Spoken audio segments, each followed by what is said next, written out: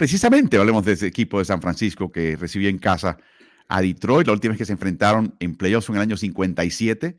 Tenía ventaja San Francisco, la remontó Detroit camino a un Super Bowl, perdón, no decir un campeonato NFL, pero era previo al Super Bowl, año 1957 en Keysar Stadium, que ya no existe. Así que llega a Detroit, saca una ventaja enorme, tiene todo el ímpetu del partido, lo que mencionas. Se ve San Francisco aturdido, les cuesta mucho trabajo correr, acarrear. Lo pueden hacer, pero no es nada fácil. Y de repente hay un par de errores cometidos, pero están en control del partido. Y cuando van al descanso, Dani, yo no sé lo que tú pensaste, yo decía, ¿qué va a pasar en ese descanso que va a hacer que este equipo de San Francisco recupere el temple, la confianza? Siempre me quedé pensando, tiene que ayudar a Detroit aquí, tiene que entregar un balón, que eso fue exactamente lo que pasó, para que este equipo tenga confianza. Pero ¿qué pensaste tú al final de esa primera mitad, cuando ya Detroit había sacado una ventaja tan imponente al equipo anfitrión? Yo honestamente pensé, y en algún momento pasó por mi cabeza el decir, bueno, pues este partido ya está terminado, ¿no? Y tenían con qué terminarlo. Digo, estoy segura que todas las palabras de aliento corrieron por ahí. Estaba Joe Montana por ahí, estaba Jerry Rice por ahí, en casa. Toda la cuestión anímica estaba a favor de San Francisco, honestamente. Y tenían también esta parte de historia en decir, bueno, ya hace muchos años, pero ¿no? Nos sacaron un partido con una ventaja de este tamaño, ¿por qué no hacerlo al revés? Entonces, algo simplemente hizo clic en los 49ers y dejó de hacer clic en los Lions. Ahora sí que se juntaron el hambre y las ganas de comer. Y eso fue lo que pasó. Empezaron a aprovechar estas oportunidades, empezaron a aprovechar estas decisiones extrañas del entrenador, estos balones sueltos por parte de la presión a Jared Goff. Todo empezó a fluir para el equipo de San Francisco. Bueno, yo vi el video esta mañana por, no sé, tercera ocasión. Noté algo bien interesante en esta tercera vista del video. En el primer cuarto, diría casi toda la primera mitad, pero definitivamente el primer cuarto, cuando ahí Detroit carburó y anotó sus puntitos. Los apoyadores de San Francisco, por diseño y orden táctica, estaban a casi 10 yardas de la línea de golpeo. Y entendía que lo que no quería Steve Wilkes y Kyle Shanahan es caer en la trampita del play action, con la posible velocidad que tienen Williams o el Gibbs. Entonces, lo que hicieron fue concedieron espacios, concedieron acarreos y lo vimos. De hecho, cuando tú comparas la primera y segunda mitad de Detroit estadísticamente, te revela exactamente lo que te digo. En la primera mitad tuvieron 21 acarreos, pero promediaron 7 yardas por acarreo, casi un primer down por acarreo. Solamente 20 pases, o sea, muy parejo, muy orientado el acarreo. Completaron 65% de los pases porque después San Francisco tenía que marcar los acarreos. Convertían 71% de las terceras oportunidades, o sea, 5 de 7. Y, de nuevo, en total, incluyendo pases y acarreos, 6.5 yardas por jugada. Ya la segunda mitad, solamente 8 acarreos. Y no es porque San Francisco los marcaba mejor, es porque desistió Detroit. O sea, volvemos al tema psicológico acá. Todavía por momentos con la ventaja, Dani. Las yardas por acarreo por la mitad, misma cantidad de pases, pero en general 21 pases para solamente 8 acarreos en la segunda mitad. Porcentaje de pases cayó, la conversión cayó y las yardas por jugadas también menguaron. De nuevo, estás con la ventaja, te están concediendo eso. Viene el ajuste en algún momento al fin del segundo cuarto o principio del tercero, donde ya empiezas a ver linebackers metidos en la línea y no sabes si cargan o se repliegan. En gran cantidad de ocasiones se replegaban. Pero le entró la duda a Jared Goff. Le entró la duda a Ben Johnson. Le entró la duda a Dan Campbell.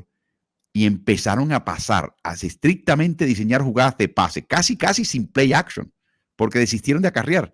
Y yo digo, de nuevo, esa es tu identidad, Detroit. Así levantaste esta ventaja, así llegaste a este partido, y porque un equipo contrario tenga un pequeño doblez de lo que tuviste en el primer cuarto, a ver, que te demuestren que puedan frenar eso, aún con el ajuste. No sé cómo lo viste. Sí, son 100%. O sea, cambiaron su táctica de juego. Como que les empezó a entrar prisa, ¿no? O sea, como se lee como que empezaron a pasar para querían aumentar más la ventaja, como que les empezó a entrar prisa a decir, vamos ganando, terminemos el partido. Pues sí, pero el partido termina en 60 minutos, no porque anotes más, va a acabar más rápido, ¿no? Al contrario. ¿Por qué? Porque llegando por aire llegas más rápido, entonces, ¿qué es lo que sucede? Que pues necesitas empezar a correr, necesitas empezar a tener el tiempo, que es algo que Kansas City hace de manera perfecta y divina, el manejo del reloj. Y ahí fue el tema. Yo creo que les empezó a entrar una prisa horrible de querer decir, esto va muy bien, hagámoslo, y empezaron a cambiar su forma, y ahí fue donde los 49ers encontraron este huequito para empezar ¿por qué los empezaron a parar? Entonces empezaron a tener más posesión ellos. Se voltearon los Increíble. papeles completamente. Cierto, o sea, había una ansiedad de, por un lado, cortar ya la seguidilla de puntos y la cercanía ya en el marcador de San Francisco, y también rematar el partido temprano. Y como mencionas, no es tan fácil, y lo rematas de la manera que empezaste bien. O sea, ¿por qué abandonar lo que funcionó? No está roto. Esta debilidad, lo hablamos aquí en este espacio, en la NFL al día, tú y yo, Dani, que es un equipo de San Francisco soberbio, pero todo equipo tiene ciertas debilidades o debilidades relativas. La de ellos es marcar acarreos. Entonces, ¿para qué te sales de lo que funcionó? Pero bueno, aquí viene el primer punto, conversión en el tercer cuarto de cuarto y corto, que en vez de intentar un gol de campo de 40 y largas yardas. Michael Batchley, recuerden, es el pateador reemplazante. Ya habían visto a Moody fallar un gol de campo, pero Moody lo falla en su propio estadio con mucha frecuencia. Y en vez de buscar un gol de campo que le hubiera restaurado la ventaja a 17 puntos, se la rifan y es un pase cruzado que no funciona. ¿Cuál fue tu reacción inmediata cuando viste eso? Creo que me agarré, o sea, literal fue así del no. Tienes que agarrar los puntos, vas ganando. ¿Por qué te vas? No, o sea, ya tienes todas las papas en el costal, no las empieces a soltar. Ese es el tema. Y creo que esa no me dolió tanto más que la segunda. O sea, la segunda decisión de volvérsela a jugar en cuarta fue como, dude, o sea, no estás entendiendo lo que está pasando. O sea, como que tenían esta esperanza, no sé, fue una cuestión también muy chistosa el que intentar entender qué es lo que pasaba y ni siquiera es el jugárselas en cuarta, porque esa era la identidad de Detroit. Durante toda la temporada eso hicieron, jugaron muy agresivo. De hecho, en algunos comentarios nos acordábamos de cómo Mike Tomlin siempre durante una temporada en el primer touchdown que entraba de Pittsburgh, siempre se la jugaba para hacer la conversión de 2 puntos. Era como parte de su identidad, así lo hacía, ¿no? Y es lo mismo con Dan Quinn, también lo hace de esta forma. Entonces, la primera sí fue, uy, chin, pero ya la segunda, que ya aprendiste que no lograste los puntos y ahí vienen estos dudes y te están pisando los talones de estos cuates, ¿por qué lo vuelves a arriesgar? Y en la tercera sí fue el dude, o sea, estás regalando el partido.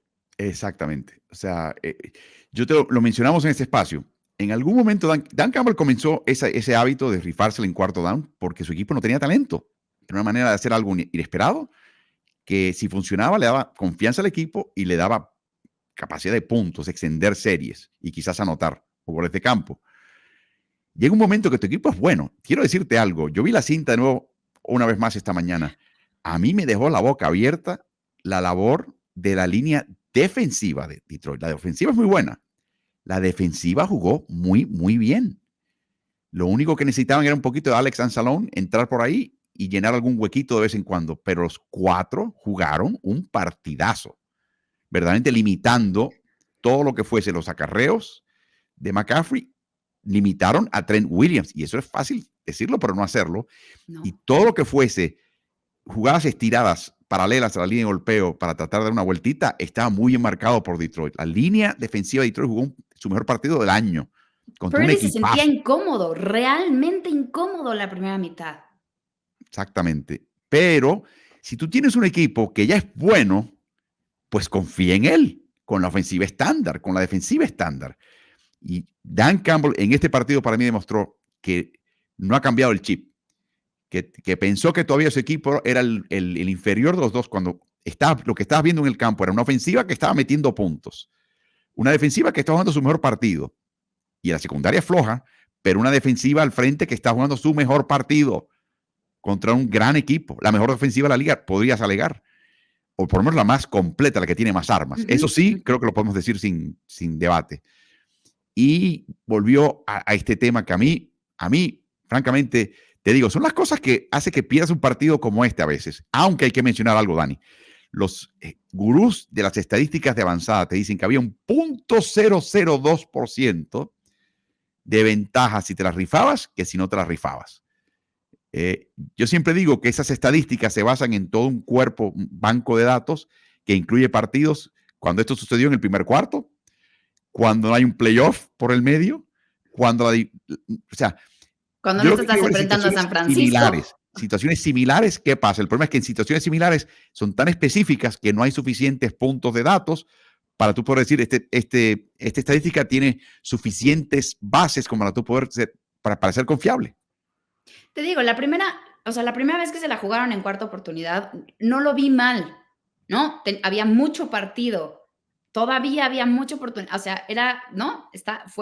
Estaba, el partido todavía no estaba definido, había mucho, mucho por jugar.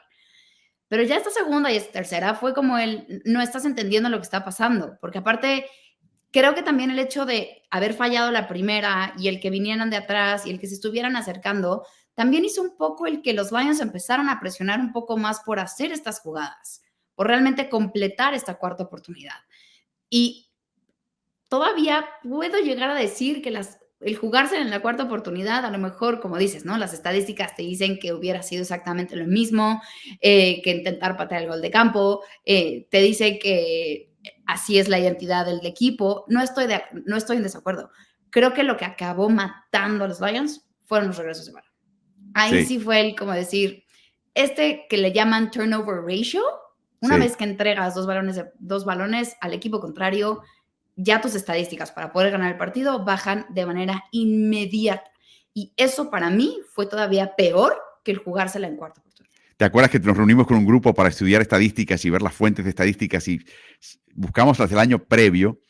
Y eso funciona para este año también. Busquen quiénes fueron los equipos que tuvieron más entregas que cortes y cómo terminaron en la tabla. Y busquen los que tuvieron más cortes que entregas y observen dónde terminan en la tabla y dónde terminan en los playoffs.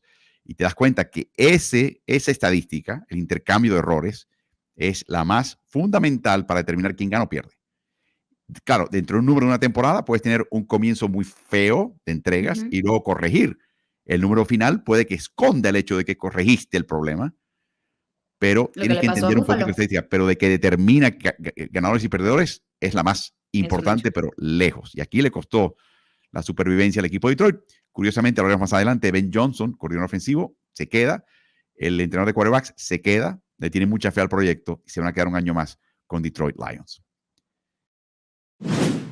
Les recordamos que tenemos medio tiempo con Álvaro en el medio tiempo de todos los partidos de hora tope, los lunes, los jueves y el domingo por la noche.